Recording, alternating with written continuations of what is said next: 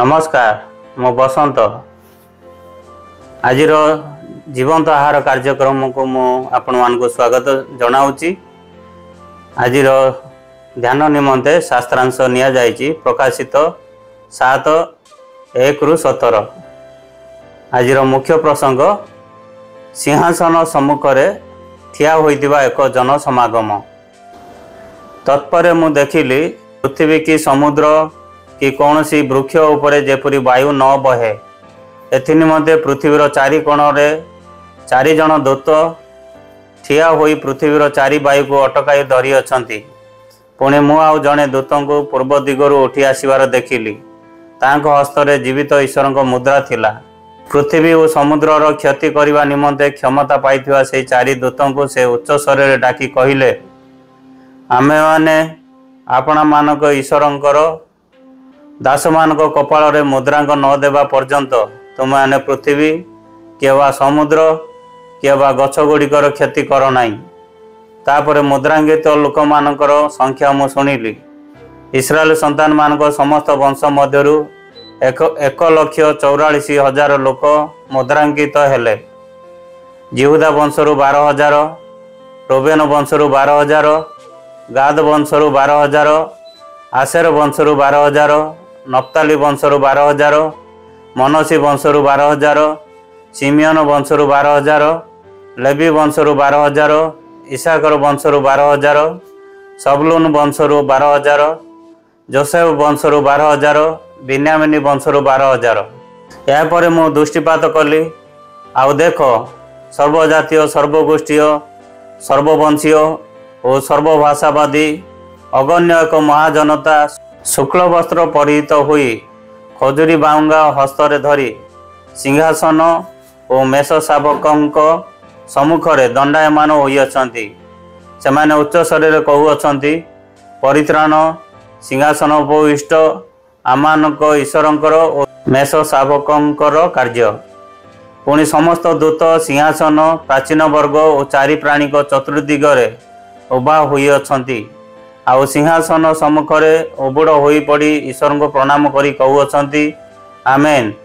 प्रशंसा गौरव ज्ञान धन्यवाद संभ्रम पराक्रम और शक्ति जुगे जुगे आमानकर ईश्वरंकर, आमेन।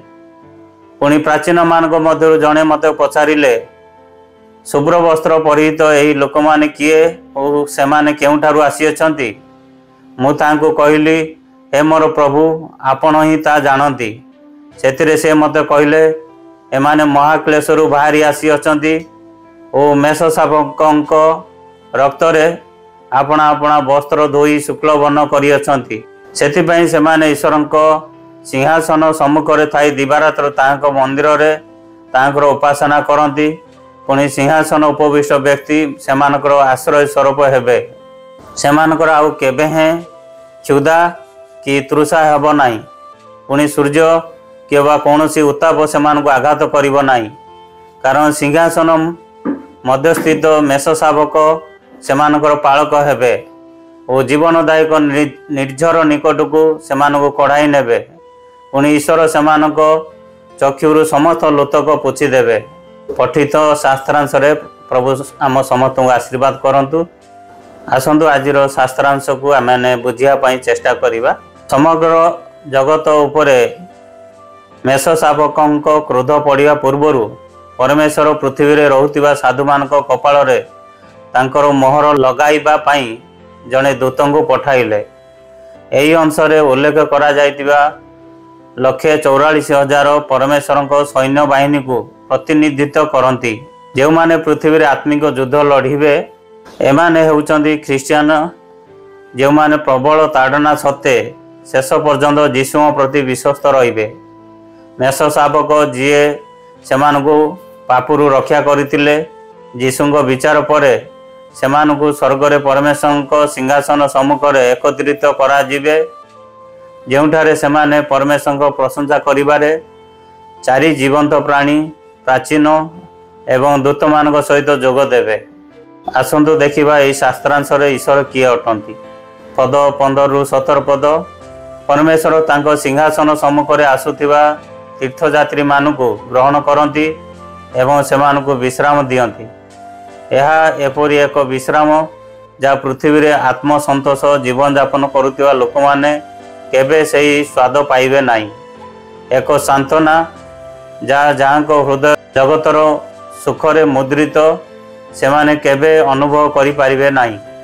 मु एई दिन गुड़िक कौन काम करुची, मु का लुह ढालुची।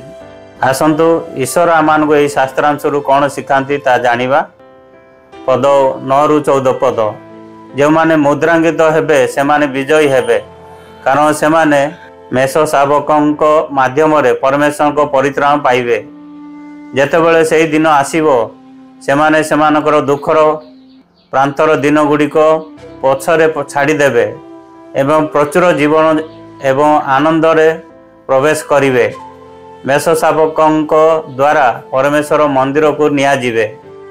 यही सत्य आजिर दुखर आर्तनाद को प्रशंसा परिणत करिवार शक्ति अच्छी।